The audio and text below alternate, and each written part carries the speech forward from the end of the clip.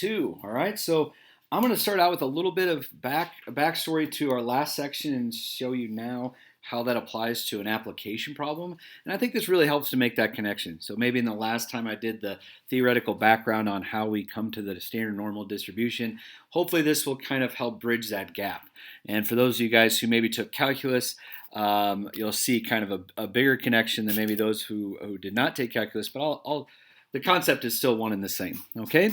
So I'm looking at specifically number 5 in your textbook or your practice problems, and I chose this one because it has a nice standard deviation and a nice mean that I can easily create this chart. So if you recall in our last sections we've done, I've created these charts to kind of help us understand like z-scores and things like that, and how Chebyshev's theorem, don't worry, we're not going to use Chebyshev's theorem.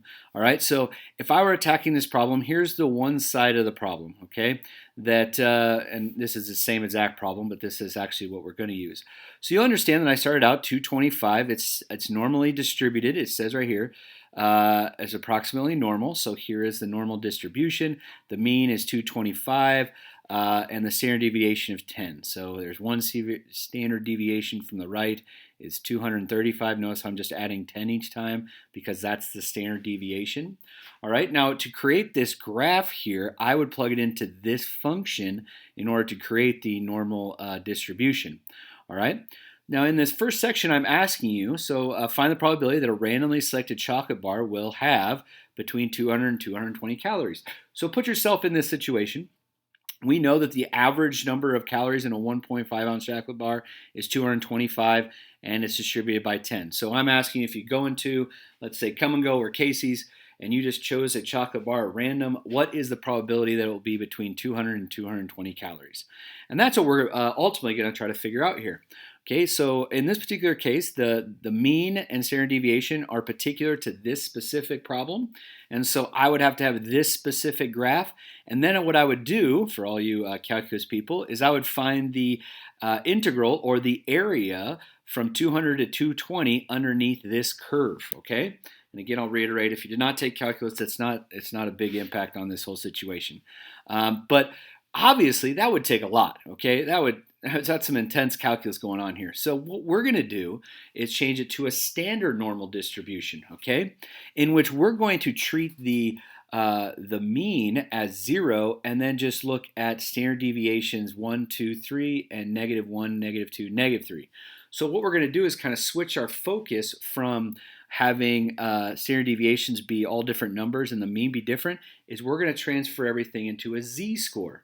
Okay, if you recall, a z-score calculates how far a value is away from the mean. Okay, so what this nicely does is I'm going to transfer this information, plug it into a z-score, and then that's going to allow me to find it. So let me reference it here really fast. Okay, so let's say, for example, I'm trying to find the area. 220 is approximately right here. I'm just going to, ooh, that's bad. 220 is right here. And then 200 is right here.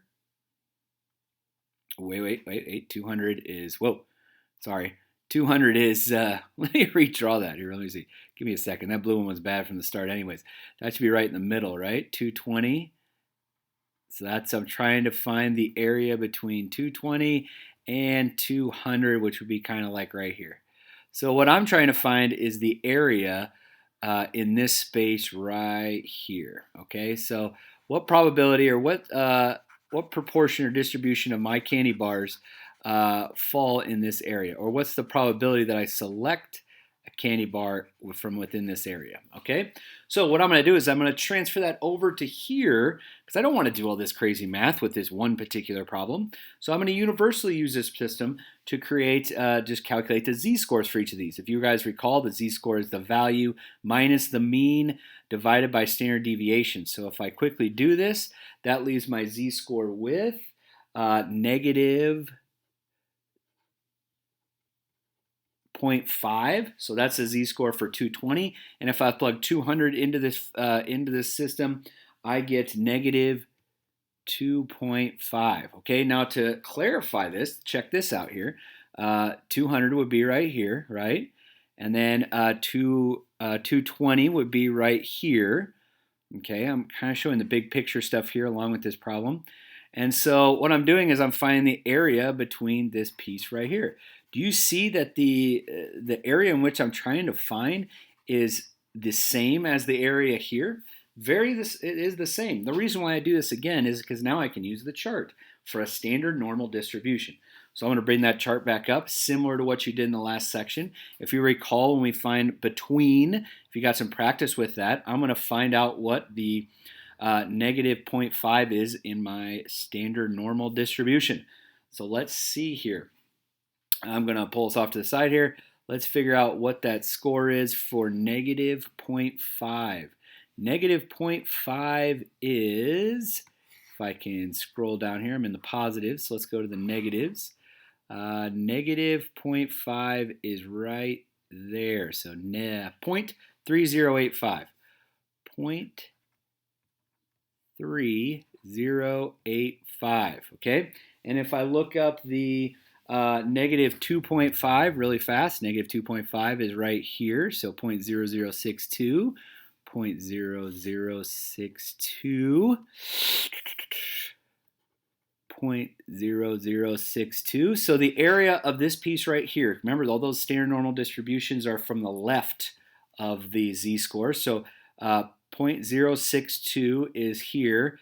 This whole section from here down is 0.3085. So to find the area between here, I'm going to take those things and subtract them. So if I take 0.3085 minus 0.0062, all right, and that would give me an answer of, I'll do this one in green here, that the probability of me choosing something in between 200 and 220 would be a 3.3023.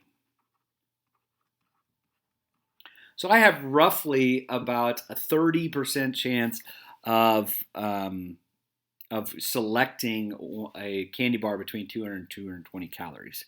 All right. Now, the next question is pretty simple because I've already actually figured this out.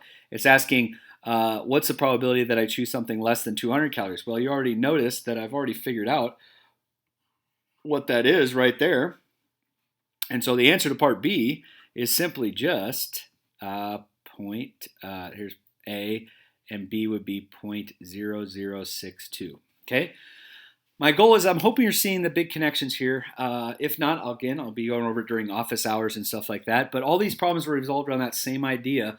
You're doing the same stuff you did in the last section, except now you just have to find the z-score before you do the steps we did in the last section, okay?